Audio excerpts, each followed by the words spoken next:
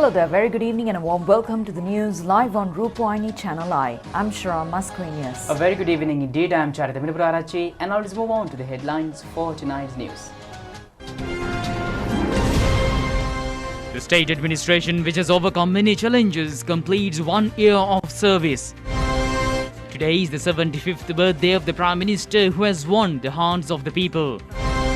The second largest drinking water project in Sri Lanka has been vested with the general public. The rapid antigen test to identify corona-infected persons begins. On to the stories in detail now. President Gotabaya Rajapaksa stressed that he and his government are committed to fulfill the aspirations of the people of Sri Lanka.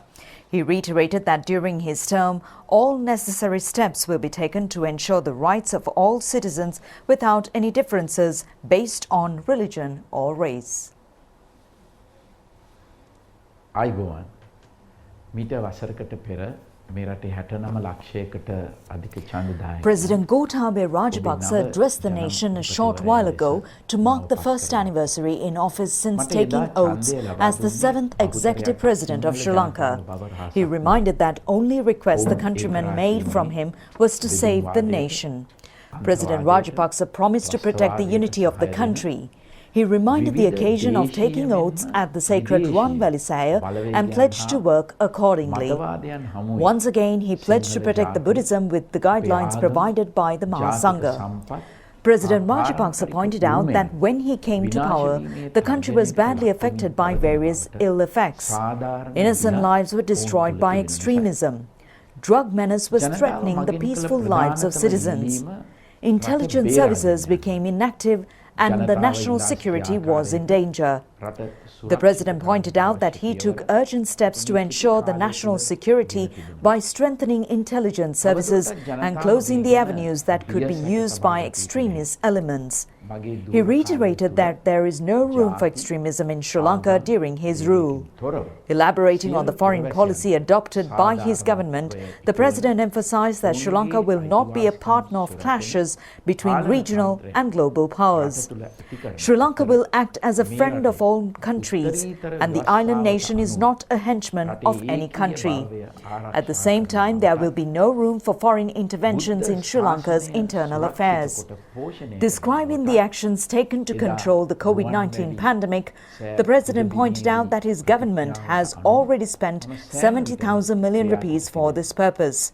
Reminding the successful efforts to control the first wave of COVID-19, President Rajapaksa promised to control the second wave with a similar organized manner. He said the government was working with a well-adopted plan initiated by the experts of the health sector and other essential services in the country. The president pledged to introduce a new constitution to Sri Lanka for the betterment of the nation. Finally, he reiterated his commitment to fulfill the aspirations of all Sri Lankans.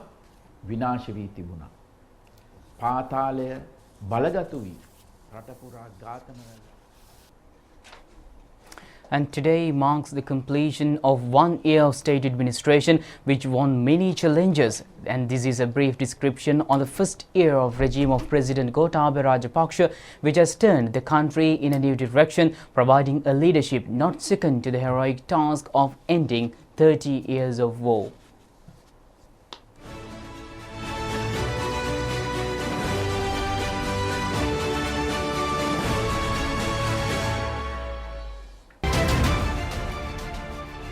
The Easter attack has reignited fears of terrorism 10 years after the dousing of the flames of brutal LTTE terrorism.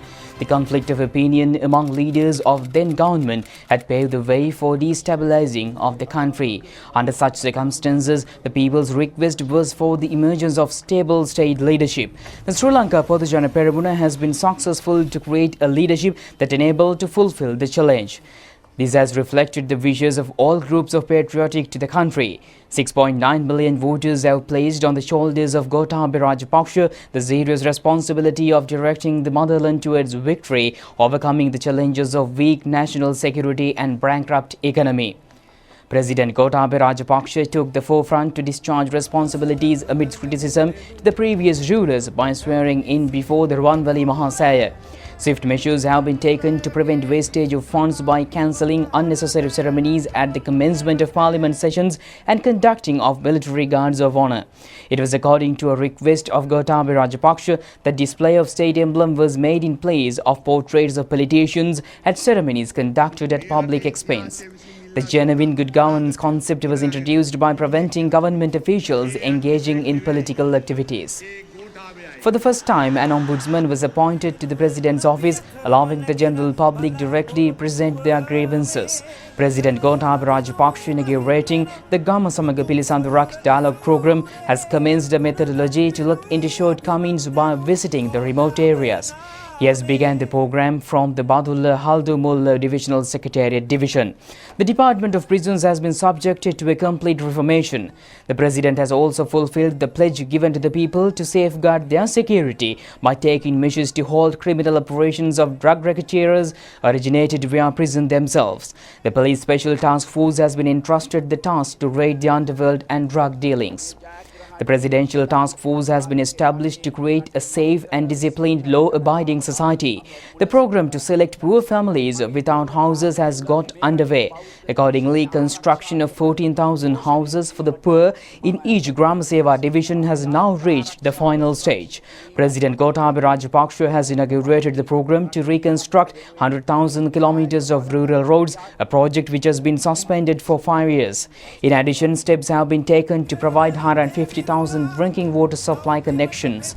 The daily wages of plantation workers has been increased by 1,000 rupees with effect from 1st of March.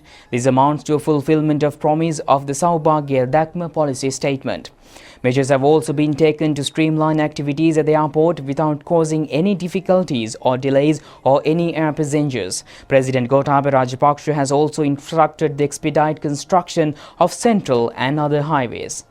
150,000 jobs have been provided for low-income groups and graduates soon after the conclusion of the parliamentary election.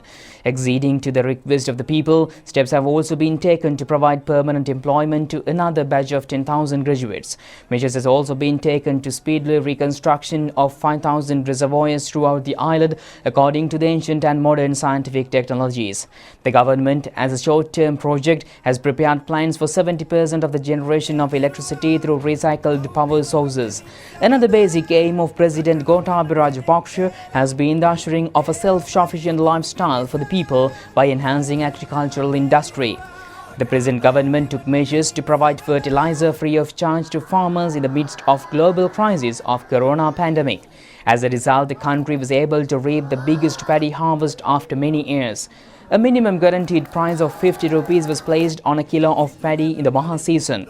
A farmer family with a strong economic foundation has been created in place of the farmers who had committed suicide due to inability to repay debt. The fertilizer subsidy was not restricted to paddy, and as it was extended to other crops as well. In order to safeguard the local farmer, importation of locally grown crop items and species were controlled. Even separate ministries were set up to safeguard the local industry. Another progressive measure was to restrict importation of medicinal drugs and paving the way to fulfill 50% of the local medicines through production in Sri Lanka. An investment zone with an extent of 400 acres is to be set up in Hambantota in this connection. President Gotabaya Rajapaksa was the only and the first state leader who looked into the problems of protesters by mingling with them. He was engaged in an observational tour in Valikada prison and appointed a committee to look into the grievances of prisoners.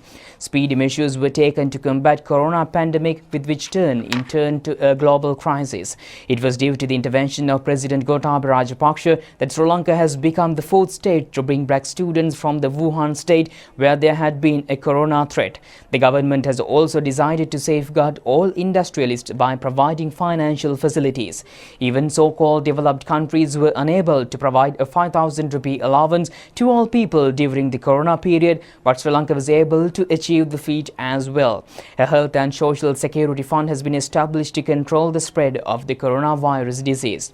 Memories of the ancient era were recalled by inviting Mahasangha to advise the president on the third Friday of every month. A presidential task force was also appointed to safeguard archaeological heritage in the eastern province. President Gotabaya Rajapaksa has taken over the responsibilities of the motherland in the midst of many challenges which no other head of state in the country had faced in the history. But he was unclenched in the face of challenges and decided on the future course of action of the country. He has followed a policy of not bowing down to any power base of the world and given leadership to make Sri Lanka an emerging state in Asia. The common people of the country have felt in their hearts that he was the colourful expectation of the motherland.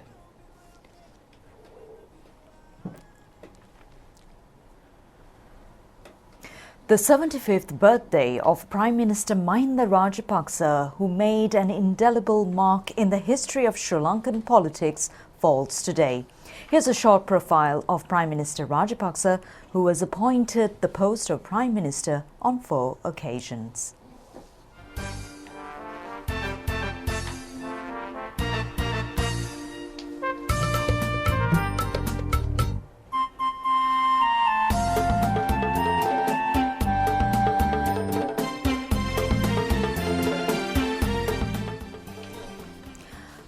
Mahinda Rajapaksa entered politics in the year 1967 following the demise of his father. He was elected to Parliament for the first time in the year 1970, representing the Beliatta electorate. At that time, he was the youngest member in Parliament. Parliamentarian Mahinda Rajapaksa carried out a significant task in the year 1988 to the year 1989 era. He rose against state terrorism that prevailed during that time. Mahinda Rajapaksa was re-elected to Parliament in 1989. He played a pioneering role to end 17 years of rule of the United National Party. He was instrumental in organising protest campaigns such as Janagosha and Padayatra.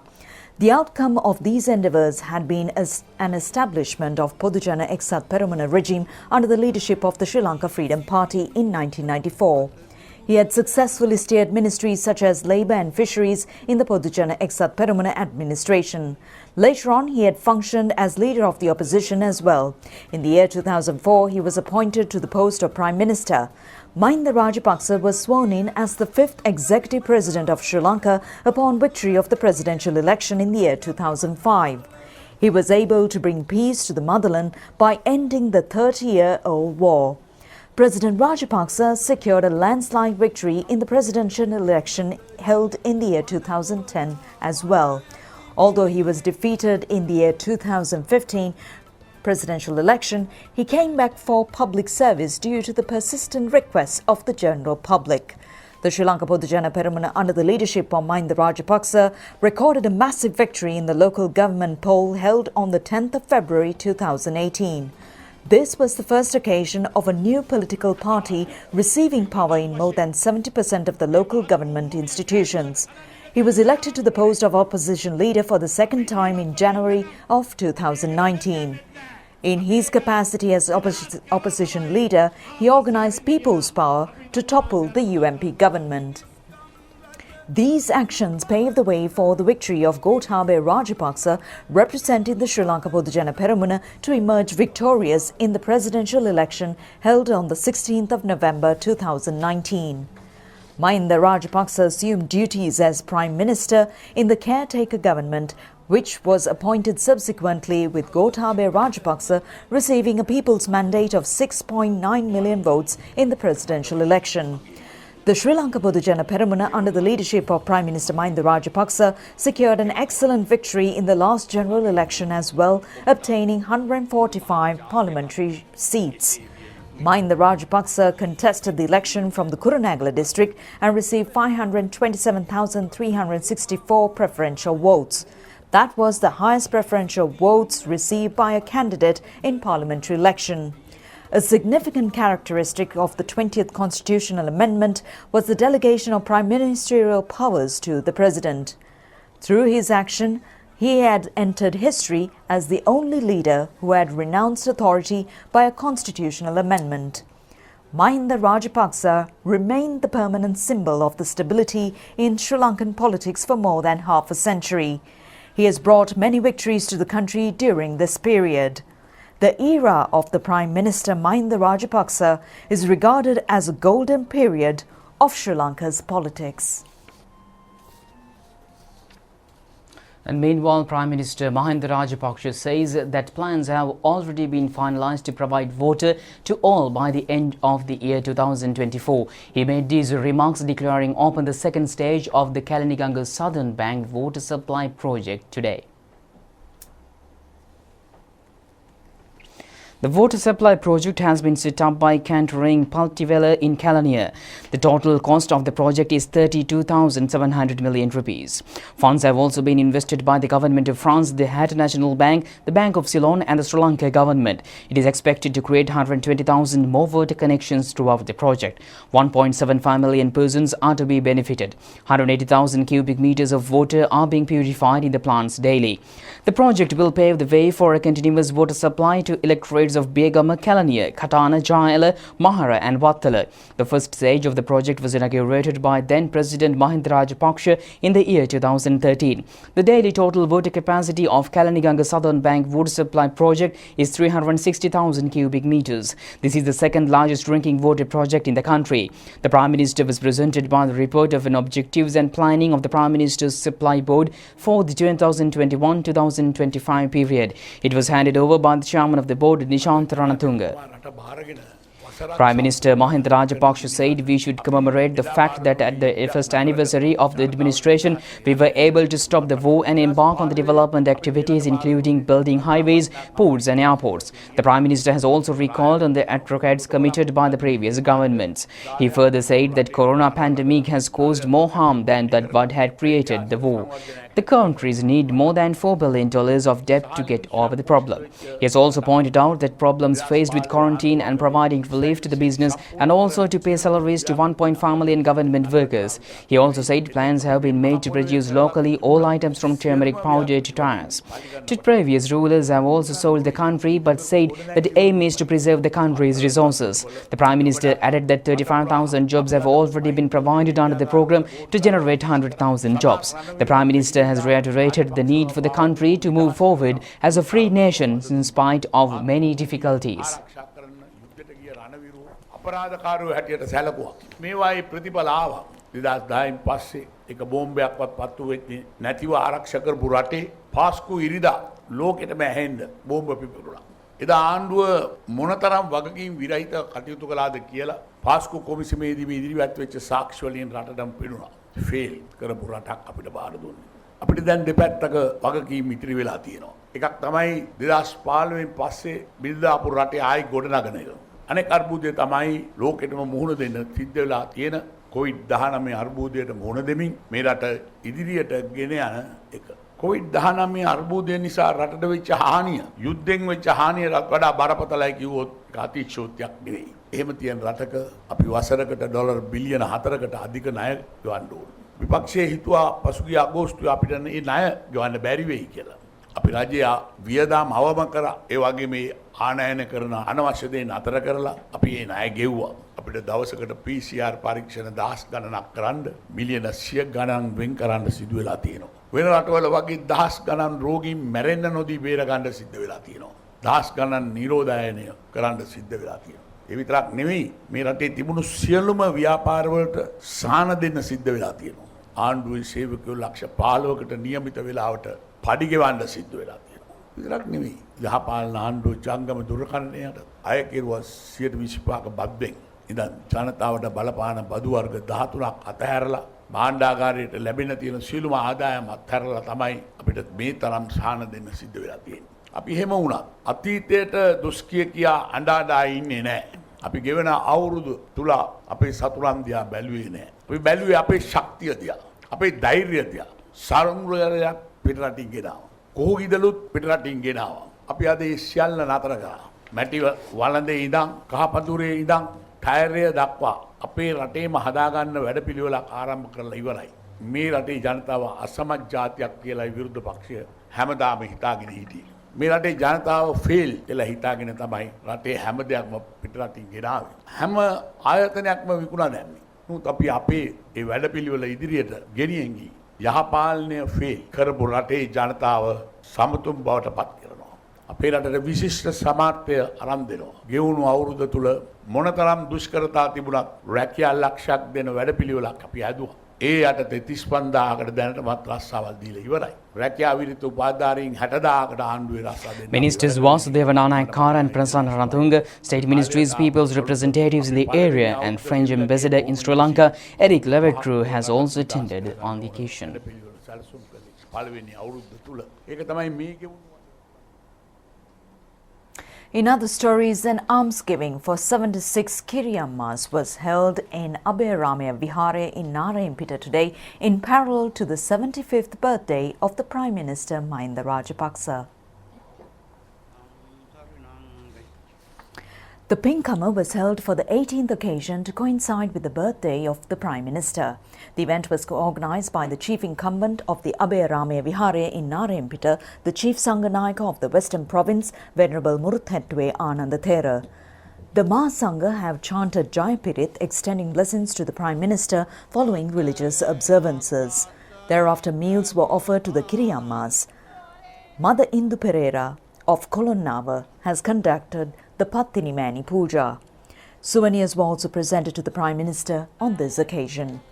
Prime Minister Mahinda Rajapaksa and Madam Shiranti Rajapaksa handed over sacks of dried food to expecting mothers. Among those who have graced the occasion include Speaker Mahinda Yapa Abeyewardena, Ministers Gamini Lokuge, Pavitra Vanyarachi, Bandula Gunawardena, Ministry Secretaries, Chairman of the Sri Lanka Rupavahini Corporation Dr. Nihal Jayathilaka and Director General Ajit Naragala.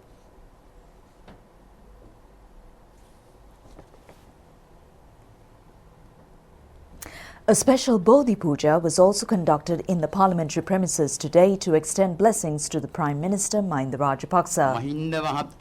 A brief Anusasana was conducted on this occasion by the head of the Bauddha Ayatanam of Maradana, the Venerable Lunugambehera Vimalananda Thera. Subsequently, a Pirit recital was held to bless the Prime Minister.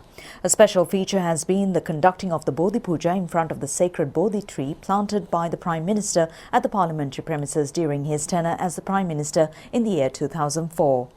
MPs, ministers and parliamentary staff have attended the event organised jointly by the Prime Minister's office in Parliament and the staff of Parliament.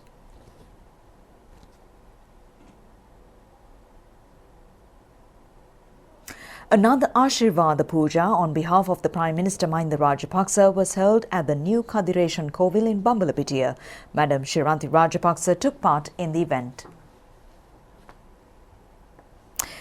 Food, beverages and gifts were provided to inmates at the Kittusevana Marian home of the elders at Sister Rita's Road, Mount Lavania, in connection with the birthday of the Prime Minister. Madam Shiranti Vikramasinghe Rajapaksa presided over the event.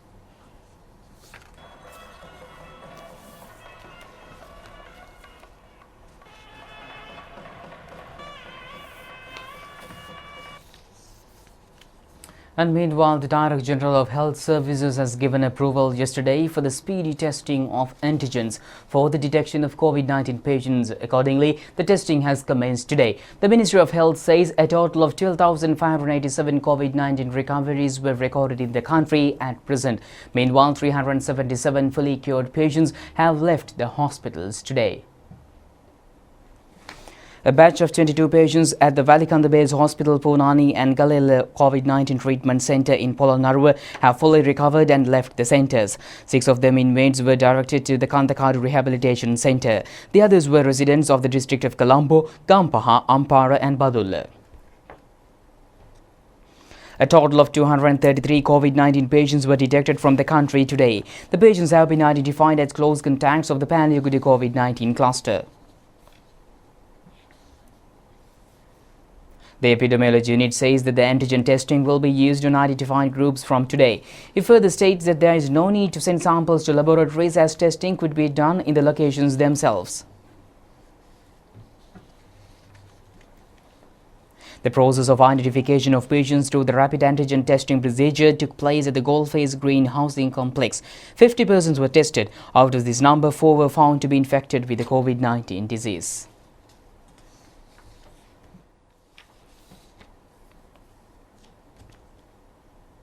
The Director General of Health Services has approved to use the rapid antigen test for identification of COVID-19 patients, especially among the contacts as well as people who are coming to the hospitals with COVID-19 like symptoms. So with this, that we will be able to identify rapidly these patients, because that this test will be carried out at the site of the collection of the sample. It need not laboratory facilities, and also that results will give us within 30 minutes, like a shorter period of time. So because of that, we will be able to identify more cases very rapidly, and that will help us to isolate them and also treat them at identified places. This will help us to quarantine the people who are the close contacts and isolate the patients. So we expect that in the high-risk areas, especially in the Colombo Municipal Council area and suburbs, we will be able to use this test and identify the patients rapidly. And we expect that the people will cooperate with us coming forward for the tests and supporting us. Meanwhile, all services, work or labour at the Sri Lanka Ports Authority were declared as essential public service by President Gotabaya Rajapaksa with effect from tonight. The order by the President was made under the Essential Public Service Act No. 61 of 1979 by way of Gazette notification. Meanwhile, in an interview with Rupavahini, the chairman of Sri Lanka Ports Authority, retired General Dayaratnayaka, explained the measures that have been taken to ensure the smooth operation of ports during the COVID-19 pandemic. This time around, the coronavirus came into the port, and last time, of course, we had threat from outside only. So now this time it came within also. You understand, Gampaha district, Blue Mandal area, all other areas around the port is the most affected area. So most of our people who are working in the port and all other supporting services have their offices, and also people who are coming to work are from these areas. As a result of these areas being affected seriously, it really affected the port and port related activities.